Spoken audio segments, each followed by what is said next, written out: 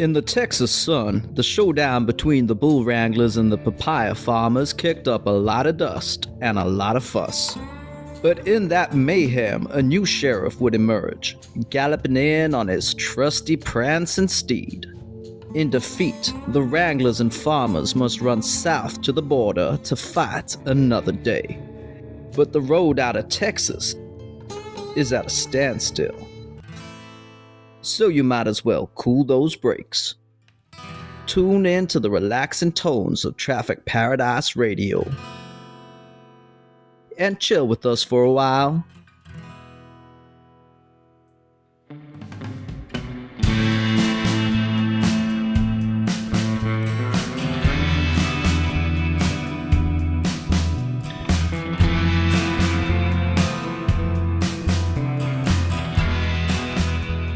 Hello and welcome to Traffic Paradise Radio. I'm Uno, and joining me today are Immy. Hi.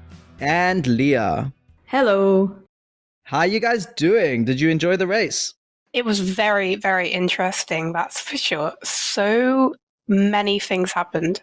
It's definitely a good watch. Honestly, not as many track limits as I was expecting, but still a lot of penalties and stuff. That was interesting.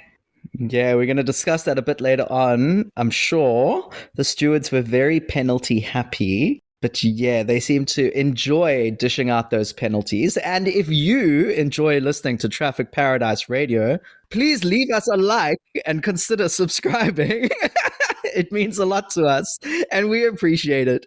It also means you won't miss out on hearing our Paradise and Purgatory candidates of the week. So, shall we begin? We shall. I shall give you my Purgatory candidate of the week. The relationship between a driver and race engineer is super important. The engineer needs to give their driver the correct information at the appropriate time, such as lap time targets and the gap to the drivers ahead who have yet to pit. And the driver needs to trust that their engineer has their back. Tsunoda's engineer Ernie failed to give him this information at the right time and severely damaged that trust.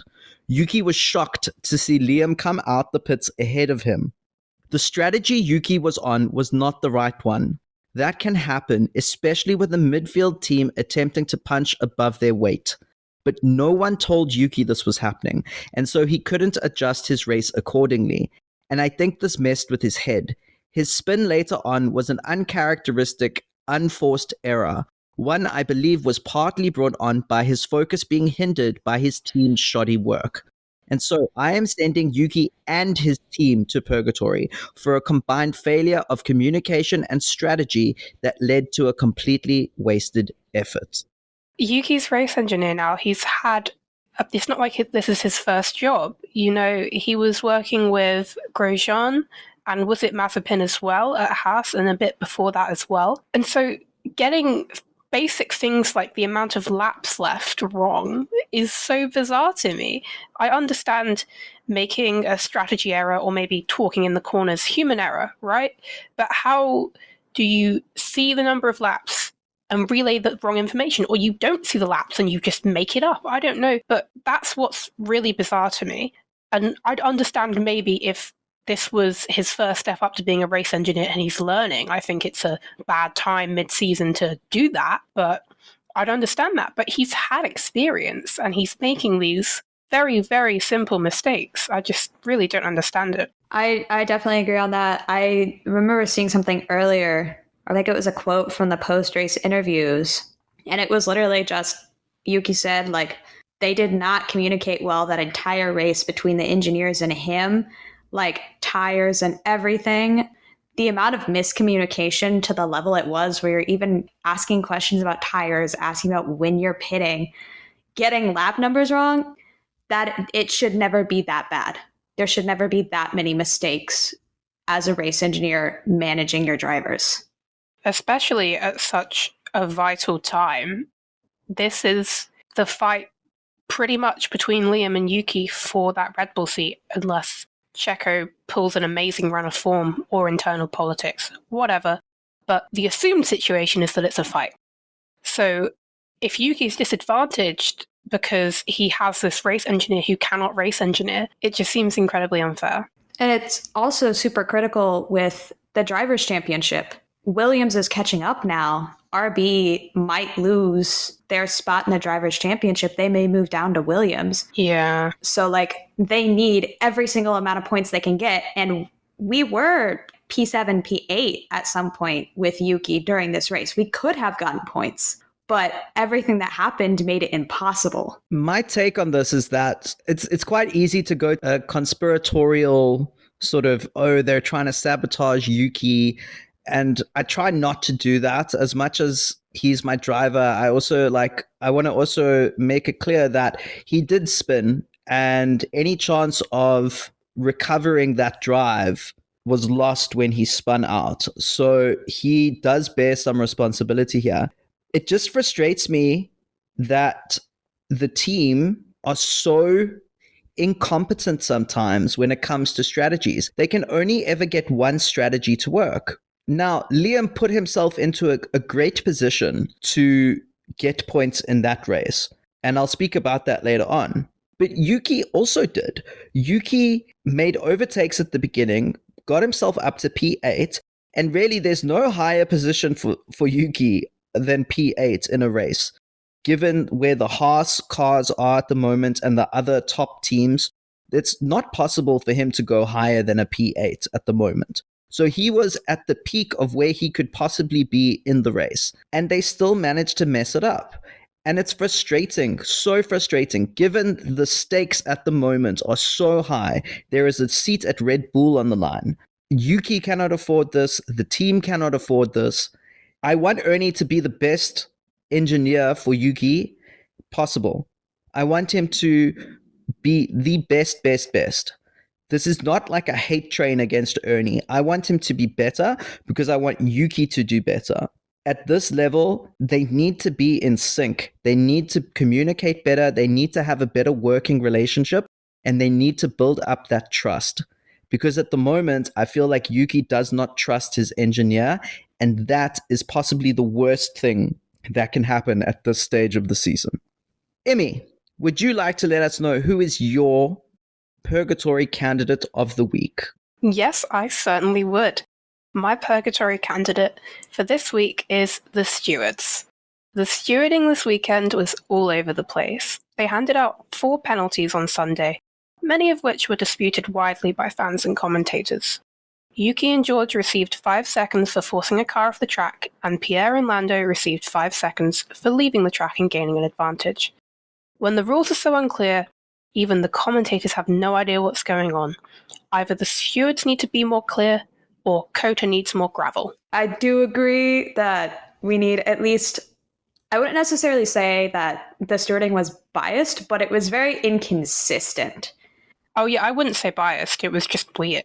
It was so inconsistent with it. I was confused. I didn't know what was going on and stuff. However, one problem is we can't add gravel to COTA, unfortunately. Oh no. Because MotoGP runs there and NASCAR. Yeah. We can't add gravel. I'm sorry. A part of me wouldn't want gravel anyway, because a lot of the really interesting sort of aesthetic track design would be lost if we just covered the entire thing in gravel. But no gravel because of MotoGP, obviously. Right, we can't do that. Yeah. But in that case, there just needs to be some sort of hard set rule. I think it's really hard to steward a race when track limits are all over the place and there's runoffs everywhere. But it's just, if you were overtaking somebody and they decided to run off, you've got a penalty now.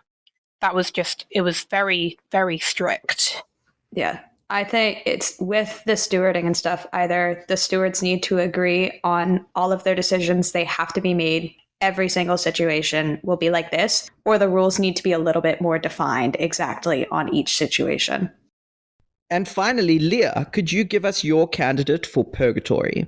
My candidate for Purgatory this week is the Mercedes drivers. It was a rough week. Whenever we were doing the predictions, a lot of us were expecting that Lewis would do well on this. And then we had Lewis starting P17. There was issues with the setup. The team could have taken a pit lane start and changed the issues and fixed that. And then we had We had Lewis going into the gravel and getting beached and DNFing the race. And then we had George, suffering in qualifying with the crash in Q3. And then, the pit lane start, the penalty during the race. It just was not a great weekend for the drivers in Mercedes. They were suffering this week. From what I saw, especially George Russell in the main race, that car had the potential to do so much better this week.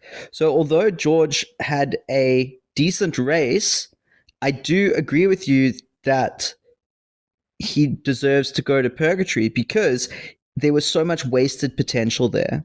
So much. That car was fast. He got from the pit lane to P6. If he had started in the top 5 or 6, he easily could have gotten onto the podium. So definitely a wasted opportunity for Mercedes. And Hamilton, unfortunately, just shocking from him this weekend. Very surprising. I don't know what's going on there with him, but very sad to see it from him. And hopefully they'll turn things around for Mexico. What I will say with Hamilton is that Toto Wolff said that his spin was completely the car's fault. I think in part it's because Lewis didn't want to change the setup, but he didn't have the grip in the rear tires at all. It just wasn't there, and so he spun. So I'd say maybe less Lewis error, but an error of decision in not taking a pit lane start and instead powering on. This weekend was really surprising with all of the spins and stuff. And part of the reason why I said that they were in Purgatory is because it was so obvious from the recovery drive with George. This could have gone somewhere. There was so much potential with it, and it just did not work out this week for them. Unfortunate, but they will have next week to redeem themselves. However, for this week, Team Yuki, stewards, and the Merc drivers, you are sentenced to Purgatory to atone for your sins on and off the track. May the gods of motorsport have mercy on your souls. After sending those devilish candidates down to Purgatory, we will now uplift candidates to paradise, and I shall begin. In contrast to my Purgatory candidate, I feel I have to send the other half of the VCarb garage to paradise. It truly was a tale of two races. Liam's strategy team was on point, and his early race pace and overtakes definitely got him into the running for points. It's a shame both sides of the garage couldn't make it work for their drivers, as both Yuki and Liam did well at the beginning of the race and could have brought home double points for the team. But I cannot hold the poor decisions of one side of the garage against the other. Liam drove superbly and definitely earned his points, proving that bringing him back into the fold was the correct decision. The battle between Tsunoda and Lawson is going to be a focal point of the remainder of the season, and Lawson has put himself into a winning position for now. Absolutely. It was a stellar drive. Liam really took advantage of everything that happened on the first lap. I want to say, did he get up to 12th after that? My memory is not stellar. He did. So he made a few passes at the start, and then there were also like Lewis Hamilton spinning out. Mm-hmm. I think Lance Stroll also spun at one point. There were a few little incidents along the way that had nothing to do with him that he was able to capitalize on and benefit from. So it's not like he completely passed like 8 cars or something at the beginning of the race, but he did make a few strategic passes that allowed him to capitalize on other people's misfortunes. So props to him. That's exactly the best way to be a midfield driver. Just be there to make use of anybody else's mistakes. This week, it was just stellar from him. It was his first time coming to COTA. So a points finish on your first race weekend at a race is relatively impressive because COTA is an interesting track too. The way everything aligned with him putting himself in the right position and the great strategy from his side of the garage. He did really well this week. And what's, I think, very significant is that it's the team's first points since Belgium. Wow. Daniel Ricciardo's Belgium race, which was the 14th race of the year. So 6 races ago. So definitely he made his mark and he did well for the team and he showed that he deserves to be there. So well done to Liam. And so we will move now to Immy's candidate for Paradise. My candidate is Charles Leclerc. Charles was able to predict what Max was going to do in turn 1 and managed to capitalize on the advantage that gave him. After taking the lead, he drove a faultless race to victory. That's all I have to say. There's not much to say, really. I think you've said it all. He did brilliantly. I cannot fault that man's race. It was brilliant. Absolutely brilliant. Really, and surprised me. I don't think any of us predicted a Ferrari. No. Did we even predict a Ferrari on the podium? Not at all. There was none of it. It's really out of nowhere. Brilliant. When I was watching the race, I didn't see Charles too much leading up front, which tells me that there were no major mistakes or anything that happened, and he had a pretty solid, flawless race, and he had that gap the whole time. So congrats to him on that, because none of us thought that was going to happen. Yeah. And to mention, no upgrades on that car. So it was, They were just fully suited for it, for the track, and Charles was just doing his best form, getting that win with no upgrades. Absolutely. Phenomenal stuff from Ferrari. And not just Charles, because Sainz came second. So it was a Ferrari 1-2 at a race where everyone expected it to be a fight between McLaren and Red Bull. And specifically Lando Norris and Max Verstappen. The two Ferrari drivers just came in and said, nope, not today. Love it. So finally, Leah, who is your candidate for Paradise? My candidate for Paradise this week is Franco Colapinto, scoring points again, getting a point for Williams, leading them up closer to RB. And, it's his 4th start in F1, yeah. And, he hasn't finished below P12. This was a great finish in P10. Now he has 2 points finishes, I think. He just had a great race this week. He's very, very, very popular now with a lot of different people. Again, it's his first time at this track, and he also had a points finish, so that's really wonderful.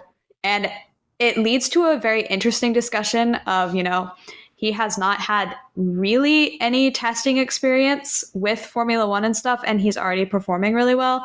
So I think it leads to an interesting debate about the time rookies need to develop, and if coming in with testing, if it really makes any difference or not.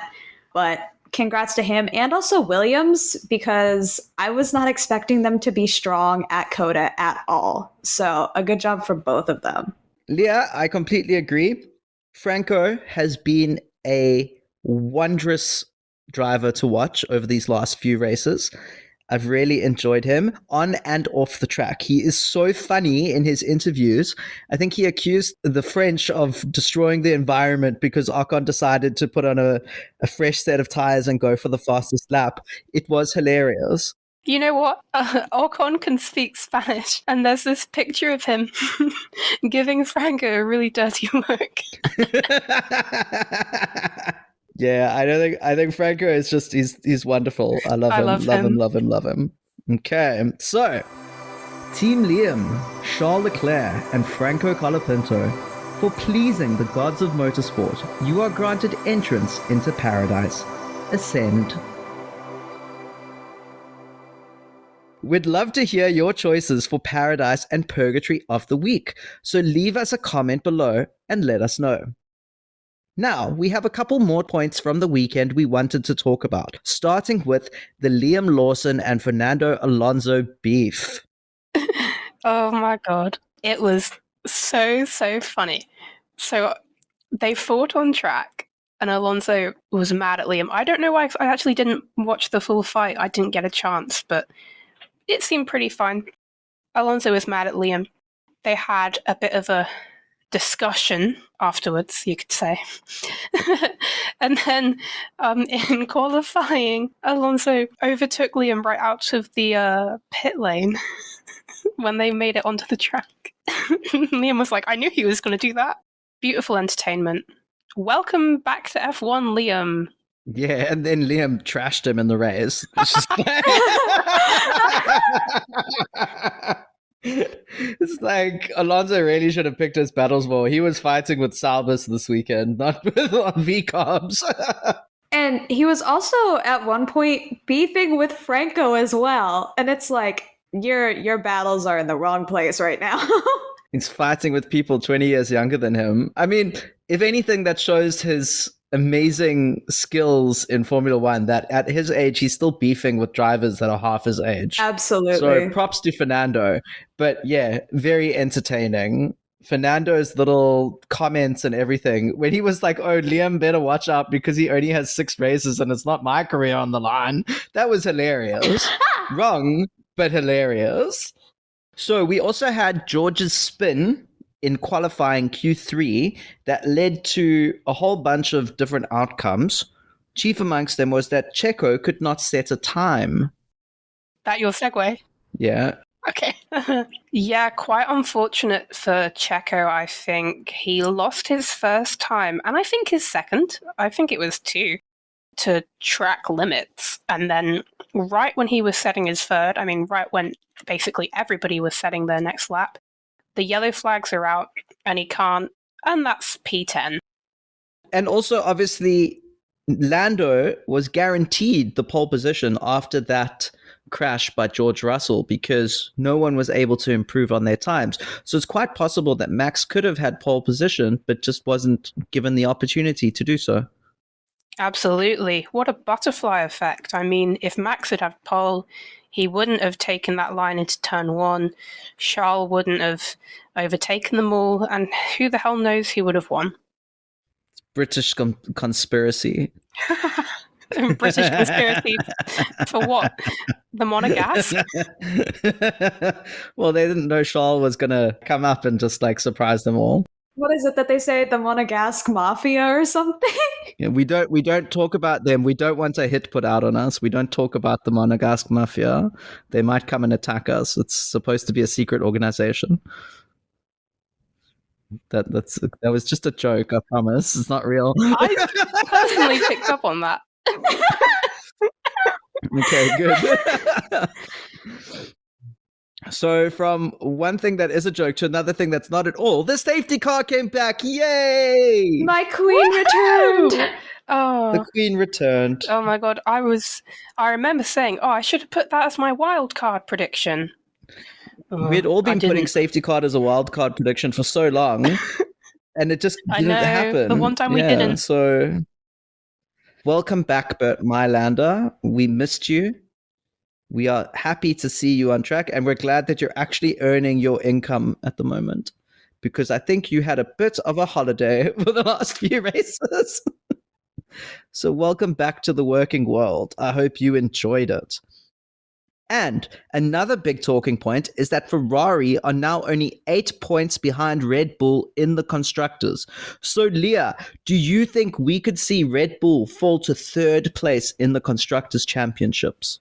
Yeah, I think it's going to get a lot more interesting. A lot of people are saying like, oh, at least the drivers' championship is kind of over or whatever. But I think we're going to have a lot of interesting battles for second in both the drivers and constructors championship. I think Ferrari has a chance to definitely move up. And I'm saying this as, an American who does not like Ferrari. I want to see this battle because I think they can do it. I live in such a bubble that I always get shocked when I see people who don't like Ferrari. Look, I'm American.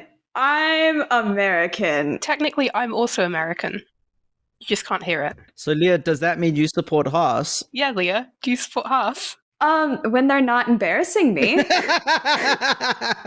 Okay, well, they've been doing pretty well this season, so... Yeah, like, this season, I'm relatively solid to be like, yeah, I'll congratulate Haas. I'll take them as my team for now. Last season and the couple seasons before that, they didn't exist to me. They've essentially usurped Aston Martin as the 5th fastest car, which is incredible. Wild. Given the huge difference in personnel and budget that those teams have. It's amazing what they've achieved, actually. But anyway, the point for that was that well done to Ferrari. I guess we sort of got sidetracked. Congratulations to Ferrari from the American Haas fan. There you go. Okay, and then finally, we did see a new form of papaya rules emerge, one that Immy was very happy to see, weren't you, Immy? Very excited for you. I was okay with it, but I was interested to see actually some sort of team order come into play because we haven't had the opportunity to. On the last lap, when we all knew that Lando had a penalty, Oscar was told to slow down, so Lando held on to fourth. Now, a lot of people got really mad, and me, the heart section of me got really mad, but the brain section of me understands that in this quote-unquote title fight, does it really exist anymore? Not really. But in this quote-unquote title fight, you need to prioritize the driver that's closer. And when it's over fourth and fifth, as opposed to being over like first and second, I don't really see an issue with it. I'd see an issue if Oscar was leading and McLaren said, let Lando through. But I don't think they'll do that. They don't seem like the team to do that. That's like where they draw the line. But if it's for fourth and fifth, a place won based on Lando getting a penalty, I don't feel attached to that personally. Yeah, it was lovely to see McLaren actually try and fight for a championship, but I do feel like it's too little too late and they are unlikely to get it done. They should have been implementing team orders a lot earlier in the season, but we shall see how it works out for them. Next, it is yet again time to look back at our predictions and see who came out on top in the inaugural Traffic Paradise Radio Competition Prediction Points Championship thing. We should come up with a better name for that. And we might next year. We'll see how it goes. I would like to remind everyone what I predicted. I predicted that Norris would win, Piastri would come second, Verstappen would come third, and that we'd see a presidential candidate at the track. Now, unfortunately for me, I only got one prediction right. The McLarens were not able to make it to the podium, and Verstappen was, so I get 1 point for that. And unfortunately, clearly Harris lied about being a Mercedes fan because she didn't come, and Donald Trump was apparently working at a McDonald's from the social media posts I saw. To be fair, I think it was her birthday on Sunday, so... I mean, even more reason for her to make a... Come on, man. Share the cake, man. Come on. Anyway, so I got 1 point. Immy, how did you do? I love how you say unfortunately about getting 1 point if you've seen the state of the leaderboard. Well, anyway, I predicted Max P1, Lando P2, and Lewis P3. Surprisingly, that amounted to nothing. And my wild card was Liam Lawson would have a Q1 exit. And I think I jinxed him to rise to better things in that sense as well. So, nil point. Sorry for you. Leah, how did you do in your predictions? Not amazing. I had Lando winning, Max P2, and Oscar P3. Obviously did not get any of that, with Max finishing third. And then my wild card was a top 5 driver in the Drivers' Championship would DNF in the sprint, which did not really happen. Finally, I just want to quickly add in what Tay, Neve, and Kira predicted. Tay predicted a Norris victory with Piastri in P2 and Hamilton in P3, and a Colapinto Q3 qualifying. Did Colapinto qualify in Q3? Nope. So Tay got 0 points for that. Neve predicted Norris win, Piastri second, Russell P3, and Perez out in Q1 or Q2. None of that happened, so Neve gets 0 points. And Kira predicted Norris in P1, Max in P2, and Oscar in P3, so she doesn't get any points there. However, she did predict a shock Q1 exit. And I think Lewis Hamilton had a shock Q1 exit, did he not? Yes. Kira gets a point. So let's now take a look at how this has changed the leaderboard. Kira has 12 points. Immy has 10 points. Leah has 10 points. Uno has 7 points. Tay has 5 points. And Neve is sitting in 5th place with 1 point. All that's left to say is thank you for tuning in to Traffic Paradise Radio. It looks like the road heading out of Austin is finally clear. And if you enjoyed this episode, please make sure to follow us if you are listening on Spotify, or like and subscribe if you are watching us on YouTube. Also, we have a Discord server, which you can find linked in the description below, where you can join us to talk about the race, F1 in general, or just pop in to say hi. Thank you so much. Have a good rest of your day or night. Bye-bye. Bye. Bye.